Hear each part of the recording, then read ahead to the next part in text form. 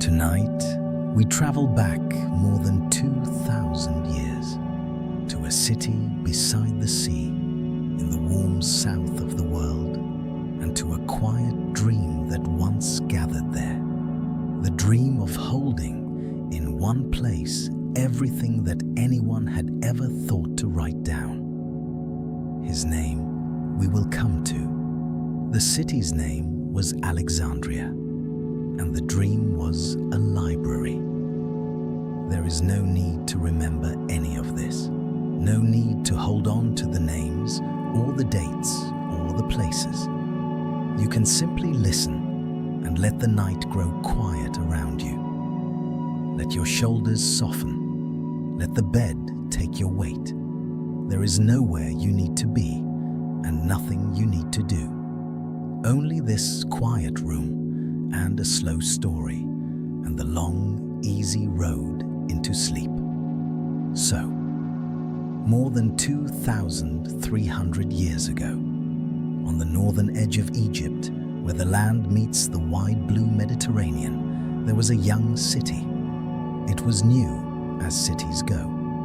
It had been founded only a generation or two before, and named after the conqueror who had marked out its streets and then ridden away east, never to see it finished.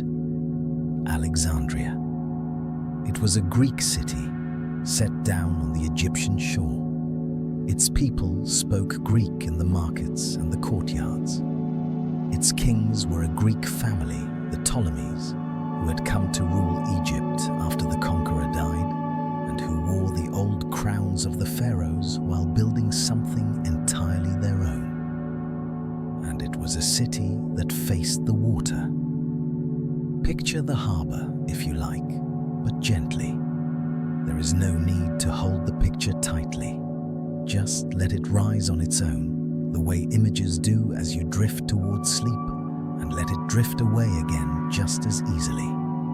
A great curved harbor full of ships, sails the color of old cloth, the masts swaying slow against a sky going gold toward evening. And out at the harbor's mouth, on a small island, a tower of pale stone rising higher than anything around it, with a fire kept burning at its top through the night to guide the ships safely home. A lighthouse, one of the wonders of that old world. But we are not going to the lighthouse tonight.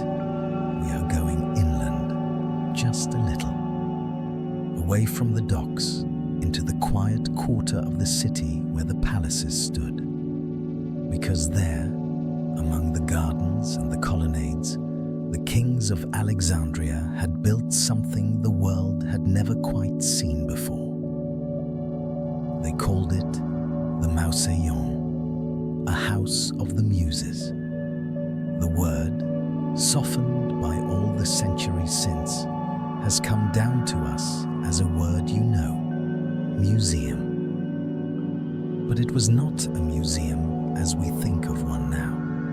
It was something more like a home for scholars, a place where learned men and women could live and eat and walk and think and want for nothing, so that they might give all their hours to study. And gathered within it, or beside it, was the library. Let that word settle for a moment. A library. We are so used to them now that the wonder has worn smooth. But try to feel it as it was then, in a world where every single book had to be written out by hand, letter by letter, by a person sitting patiently with a reed pen. A world with no printing, no copies made by machine, where a single fire in a single house might erase a poem forever, and no one would ever read it again. In that world, someone had the idea to gather it all. Not some of it, all of it. Every book, every poem, every play, every treatise on the stars and the body and the laws of distant lands. To bring it all to one place beside the sea and keep it safe, and let anyone was the first king, Ptolemy, who is said to have dreamed it, and his son, the second Ptolemy, who truly built it and began to fill its shelves. There was a learned man from Athens named Demetrius, who is remembered as one of the first to whisper the idea into a king's ear and to begin gathering the earliest books. The stories there are tangled, and the years are uncertain, and you do not need to keep any of it. Let the names wash past you like water. They only need to be soft sounds in a quiet room. What matters is the dream itself, to hold the whole mind of the world in one quiet building, and the long, patient, gentle work of trying. You may be settling now. Good. That is exactly right. So let us walk inside, slowly, the way you might in a dream, and see what it was like. Though here, I must be honest with you. In the soft way one can be honest at night. We do not truly know what it looked like. No one wrote down its plan. No drawing of it survives. It was so much a part of daily life that no one thought to describe the rooms, the way you have never once described the hallway of your own home to anyone. So what we have is only fragments, a few lines written by travelers remembering. So picture it gently and know that we are dreaming a little together. A long covered walk, lined with columns, where scholars paced slowly back and forth as they thought, sheltered from the midday sun. Open gardens, green and watered, with paths to wander.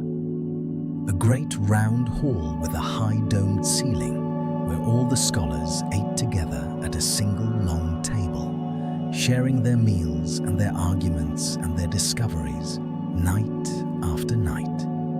Quiet rooms for reading, lecture halls where the old taught the young, and the shelves. Rows and rows of them in their cool, dim halls. But not shelves of books as you would know them, with spines and covers standing upright. These were scrolls, long sheets of papyrus, the reed paper of Egypt, rolled carefully around a rod and laid on their sides in pigeonholes, like bottles in a rack. From the end of each scroll hung a small tag, a little label, so a reader might find the one they wanted without unrolling 100 others. Tens of thousands of them. Some of the old writers, carried away, said hundreds of thousands. We will never know the true number, and it does not matter tonight. Enough that there were more than any one person could read in a lifetime. More than most people in that world could even imagine in one place. And above the shelves, the story goes, there was an inscription, a few words carved where the readers would see them. The place, it said, of the cure of the soul. The cure of the soul. Imagine walking in beneath those words, in the cool and the quiet, into all that gathered thought.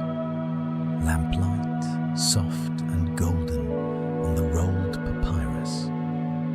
The faint, dry smell of reed and ink, and the silence of a place where 1,000 voices waited patiently to be unrolled and heard again. Let yourself rest there a moment in the warm lamplight among the scrolls. There is nowhere you need to be. Now, a library so vast did not fill itself, and the way the kings of Alexandria gathered all those books is one of the gentle wonders of the story. For one thing, they hunted them. They sent people out across the known world to the markets of distant cities with money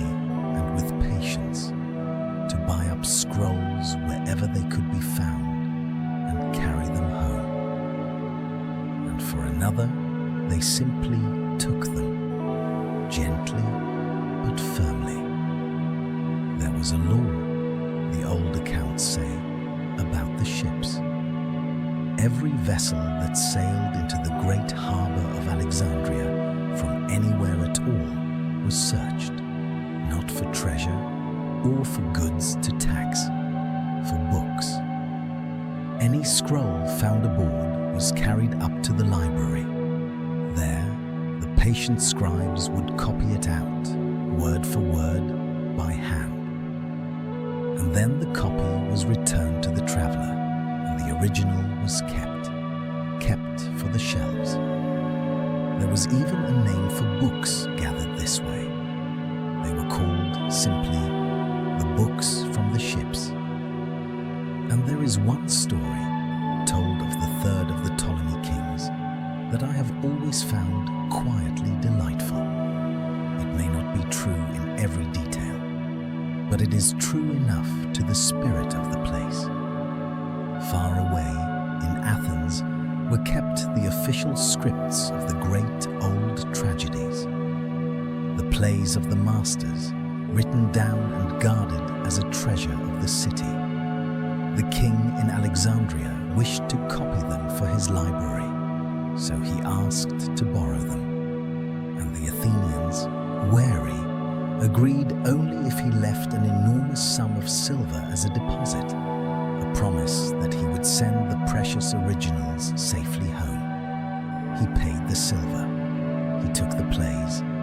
He had them copied with great care onto the finest papyrus. And then he sent Athens the copies and kept the originals for his shelves, and told the Athenians with a shrug one can almost see across the centuries that they were welcome to keep the silver. He wanted the books more than the fortune. That was the kind of place it was. You do not need to follow all of that. Let it go.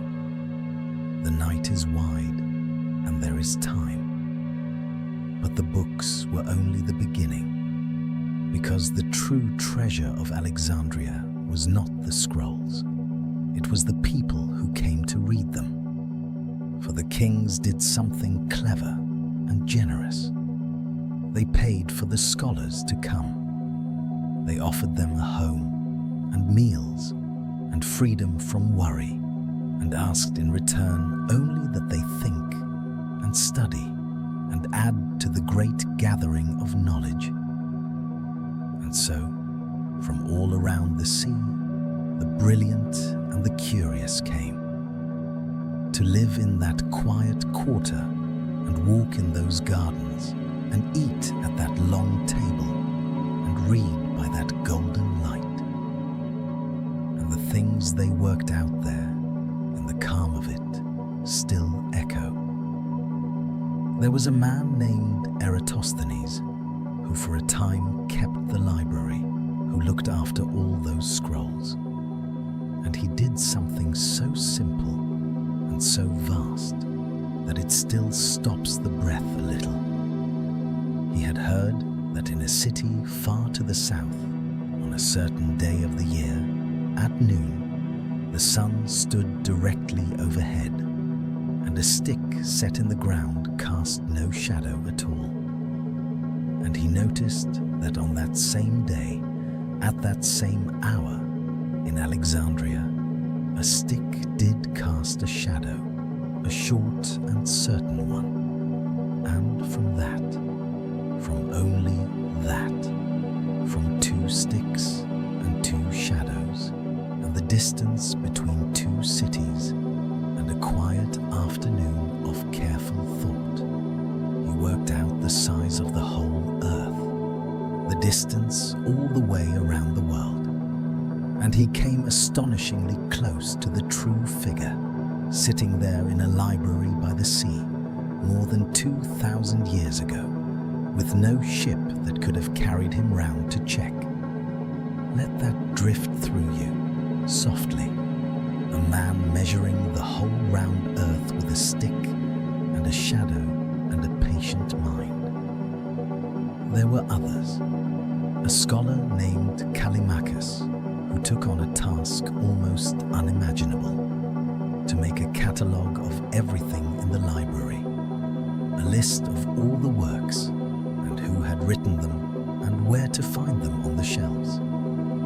It filled, they say, 120 scrolls all by itself. The first great catalogue in the world. The patient grandfather of every library card and every search you have ever typed. And around them, countless others whose names are mostly lost now. People bent over scrolls in the lamplight, working out the movements of the stars, the words of old poems, the workings of the body, the shapes of numbers. A whole quiet community of minds gathered in one place for the simple love of knowing. For a long time, it went on, generation after generation. The ships came in and gave up their books. The scribes copied. The scholars walked in the gardens and argued at the long table and slept and woke and worked again. The shelves grew heavier with all the gathered thought of the world. And you might think, after such a beginning, that the story ends with a great and terrible night. A single fire, perhaps, that swallowed it all at once. That is the way the tale is often told. But that is not, it seems, what really happened. And the truth is quieter and sadder and somehow gentler than the legend. There was no single ending. The library did not fall in a night. It faded, slowly, over hundreds of years. There was a fire, once, it is true. Long after the great age of its founding, a war came to Alexandria, and a famous general set the ships in the harbor alight, and the flames spread to the dockside, and some number of scrolls were lost. But the library lived on after that. Scholars still came. Books were still copied. It was a wound, not a death. What truly took it was time and neglect and the slow turning of the world. Kings who cared less. Money that stopped coming. The scholars drifting away to other cities. Wars that swept through the quarter where it stood and damaged the old halls and were not repaired. Each century a little dimmer than the last. The lamplight burning a little lower. There was, much later, a smaller library, a daughter of the first, kept in a great temple elsewhere in the city. And when that temple at last came down, in an age of changing faiths, the old accounts that describe its fall do not even mention any books. By then, it seems the shelves there may already have stood empty.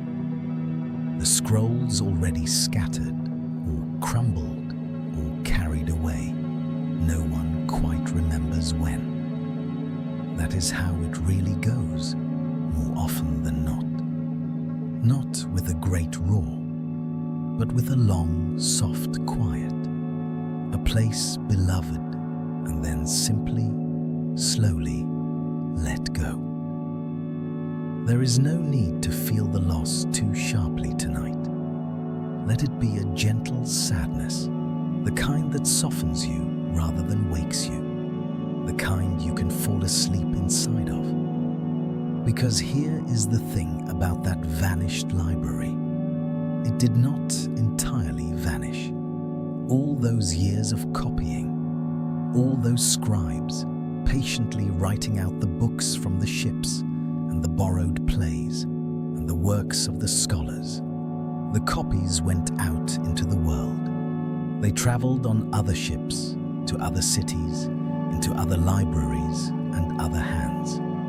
And some of them survived, carried forward, copied again and again, across all the long centuries between that golden harbor and this quiet room. Words first gathered in Alexandria are still read today. Ideas first written down by lamplight on those shelves are still alive, still moving from mind to mind. The man who measured the earth with a shadow, the poets whose plays were worth more than silver, they reached us. They are here, faintly, even now, in the quiet of tonight. And the dream itself never really died. The dream of gathering it all, of keeping it safe, of letting anyone who wishes come and read. Every library since has been, in its way, a child of that first one by the sea. The cure of the soul, offered again and again in city after city, down all the years. So we need not mourn it too much, a thing so loved that gave so much and scattered its gifts so widely that we are still opening them. That is not so sad an ending after all. That is a kind of immortality, quiet and partial and real.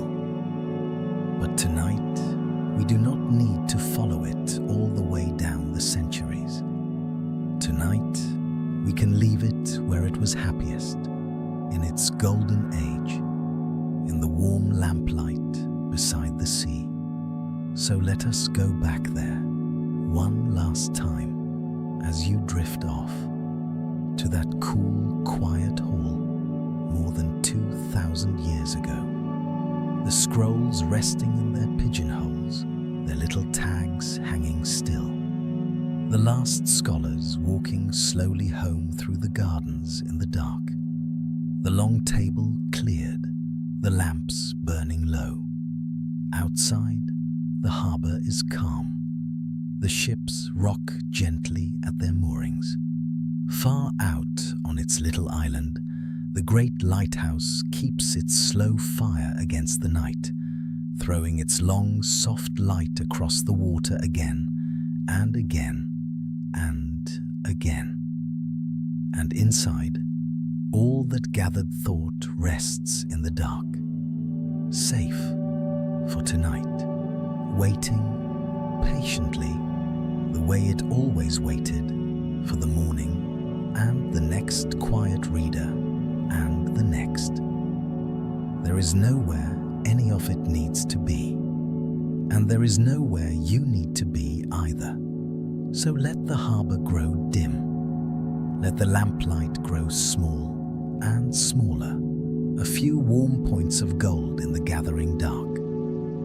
Let the long light of the lighthouse sweep past, slower now and slower, until you can no longer quite tell it from the soft turning of your own thoughts and your own slow breathing and the quiet dark all around you. The city is sleeping, the sea is calm, the night is deep and warm and safe, and you can let yourself go now, slowly, gently, with nothing left to do and nowhere left to be.